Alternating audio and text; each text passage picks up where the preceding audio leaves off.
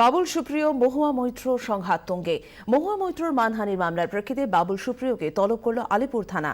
যদিও 12 জানুয়ারি তাঁর পক্ষে হাজিরা দেওয়া সম্ভব নয় বলে জানিয়ে দিয়েছেন বাবুল সুপ্রিয়।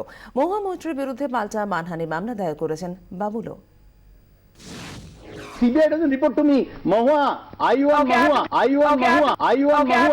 এই মন্তব্য ঘিরেই ধন্যবাদ মুখোমুখি বাবুল সুপ্রিয় মহুয়া মৈত্র। মহুয়া মৈত্রের অভিযোগ, ন্যাশনাল টেলিভিশনে এক মহিলার বিরুদ্ধে অবমাননাকর মন্তব্য করেছেন বাবুল।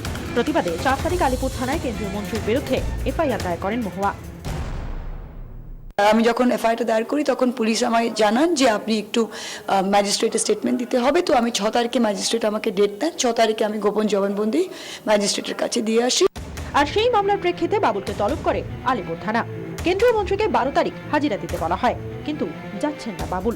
আলিপুর থানায় চিঠি দিয়ে বাবুল সুপ্রিয় জানিয়েছেন, 12 জানুয়ারি হাজির হওয়া সম্ভব নয়। আমি কেন্দ্রীয় মন্ত্রী, আগে থেকে ঠিক করে রাখা অনুষ্ঠানে ব্যস্ত। কবে কখন যাব তা পরে জানাবো।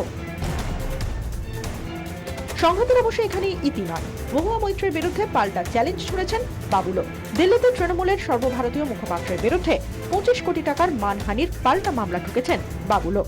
মানহানির যে মামলা যেটা আমি করছি সেটা নোটিশ পাঠানো হয়েছে সৌগত রায়, তাপস পাল এবং মহুয়া মৈত্রকে। কারণ তিনজনেই খুব বাজে ভাষায় আক্রমণ করেছেন আমার বিরুদ্ধে, এবং সিবিআই ক্লিনচিট দিয়েছে কি না দিয়েছে সেটা পরের ব্যাপার। আপনারা ন্যাশনাল টেলিভিশনে এইরকমভাবে